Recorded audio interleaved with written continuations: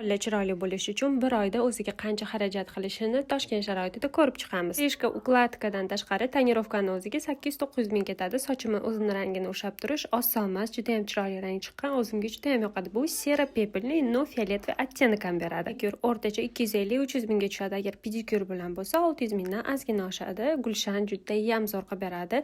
Bonusiga menga zo'r narsalar chizib beradilar har doim. Lazer epilatsiya esa bir oyda bir yoki 2-3 oyda bir qancha yung o'sishiga qarab bo'ladi. 1 milliongacha tushadi menga. Eng arzon lazer epilatsiya bu Apple Studioda. Bugun faqat yuzimga bordim, natijasi juda ham zo'r, o'zimga juda ham yoqvatdi. To'liq 100 yoki 200 dollarga tushadi. Qanaqa protsedura qildirishimga qarab Nilufar o'zim o'rtog'im bo'lgani uchun inakda tekinga ham qilib qo'yadi, dobriligiga tutib ketsa. Far juda ham dobri qiz, hech narsani o'rtoqlaridan ayamaydi. Ko'pincha mana shunaqangi chika qilib chiroyli qilib qo'yadi. Lazer spa o'rtacha 2-3 oyda yoki 1 oyda desak 1 million 500 ga tushadi. Qachon borishimga qaraydi.